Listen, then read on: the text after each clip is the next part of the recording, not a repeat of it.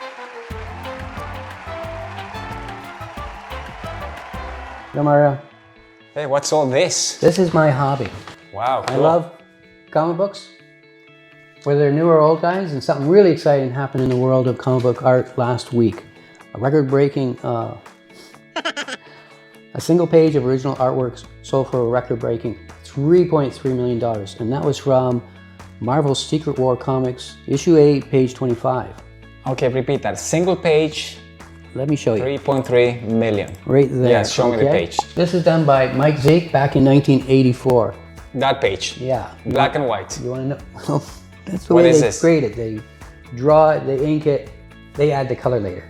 The reason why, Yeah, why 3.3? Why? first time that the black Spider-Man costume appeared, okay? And later it becomes Venom. And Venom is a very popular character right now, guys. What are you doing? Okay, there you go. 3.3. Who is that? Who is that? You. 10,000. Lower.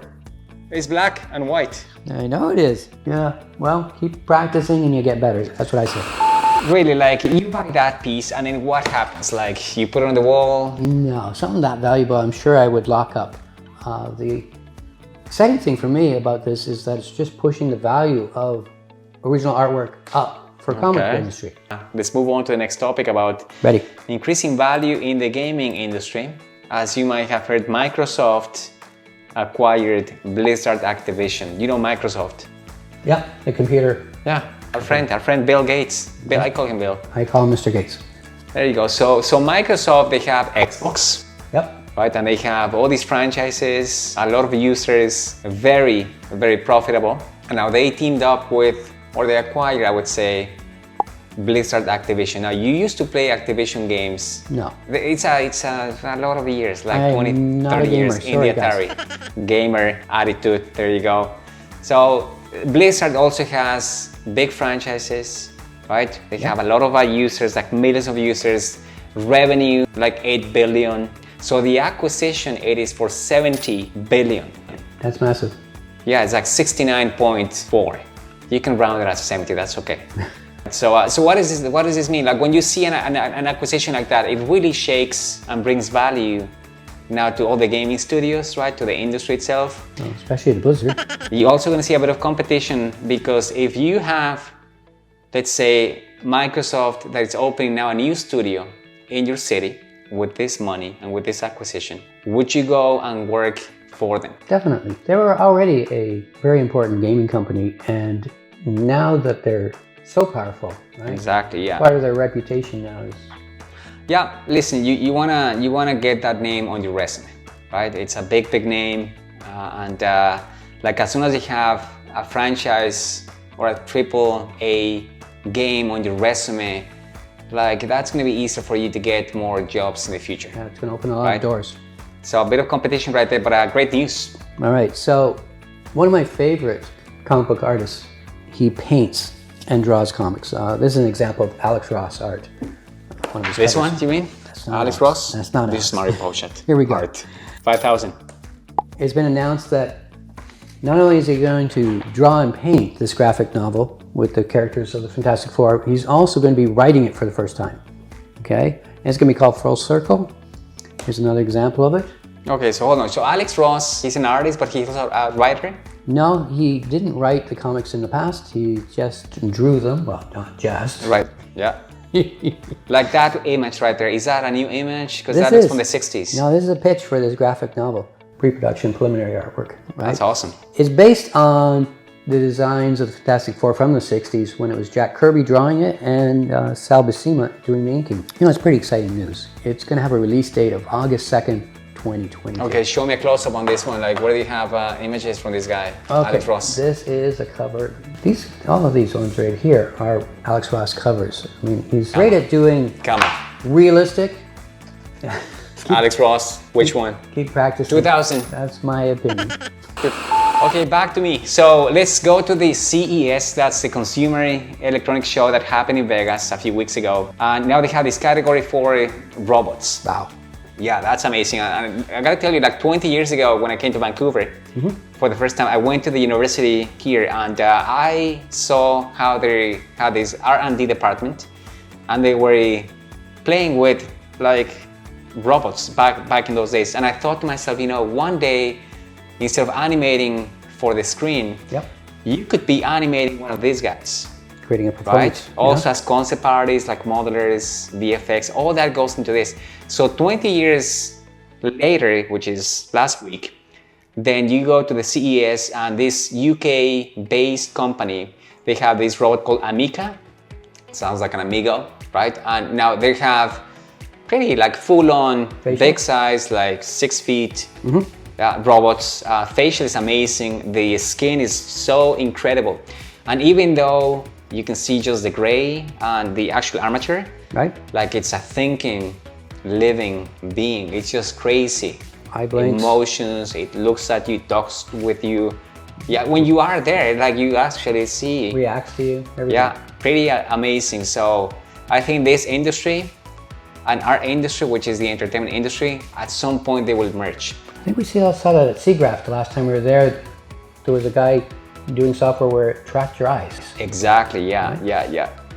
So all of you guys in the entertainment industry, keep an eye on that industry because I'm sure that we're going to be transferring some of the skills onto that. Okay, something related to what I was talking about with Alex Ross. Every time you say that name, it's like, I just want to show You're this not one. Alex. A handful of years ago, they weren't even making Fantastic Four comics anymore. Marvel had stopped. I believe the reason was because Sony had the rights to the Fantastic Four and they were producing movies at the time. You see Yeah, them? so once they have the rights, like no one can touch. Yeah, and to me, franchise. the movies weren't the greatest. They weren't hugely profitable, so Marvel stopped doing the Fantastic Four comics. Right. Now, Alex Ross did a reboot pitch, and these are some of the examples of his artwork, where he wanted to go back to a more classic design for them, some stylized colors, and a new logo design. And their answer was no, which is, shocking. When somebody that's this great says, let's do something, the answer should be yes. Yeah, that looks pretty amazing. So you can see the influence that he's going to bleed over into that graphic novel. Like, what about Silver Surfer? That's my guy. Go see that movie, The Rise of the Silver Surfer. I liked the way the Silver Surfer looked in that movie. Let's go to the job market, see what's going on. And there's two studios that are really in a hiring spree. One of them is DD, that's the acronym for Digital Domain.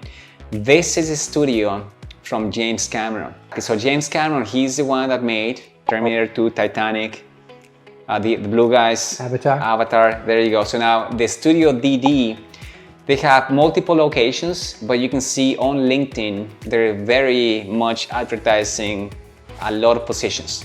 So once you go to the website, their website, you can see Vancouver location, Montreal location.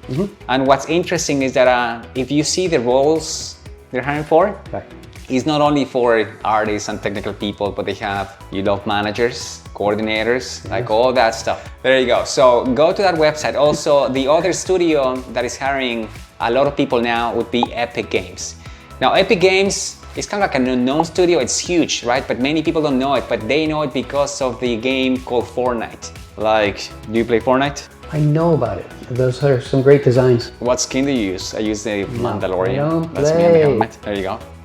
So Fortnite, they have, it's made by Epic Games. So if you go to the website, you can see also a lot of positions in different locations. So try to see where you live and go to the website, see the location and find the role. What's also important from this company is that they develop Unreal Engine, which is the software that you guys use to create more games. Right, so they have these two things. They have a lot of games, big games. A lot of people know them. If you're not a gamer like someone I know, then you may know them because of Fortnite and also Unreal Engine. Now, right now, Netflix has released online a free book. It's The Art of the Mitchells versus the Machines. Not for free, not this one. Settle down. Now, Never. This is the pre-production for their CG movie that they did, their computer animated movie for the Mitchells versus the Machines, right? It's about a family versus some killer robots during an apocalypse. No, this is so cool because what's amazing about these things is that you see the film, typically they're computer animated films, but then once you get your hands on the art and how do they make the films, it's all drawing, right? The creativity, the planning. Half the production is Pretty not amazing. using a computer, guys. You have to design the characters and the environments and the backgrounds. That looks fantastic. That's what our concept art students do here. Yeah. Anyway, that's it. I'm done. All right, sounds good. Well, actually, one more thing. $1. Bye-bye. See you later.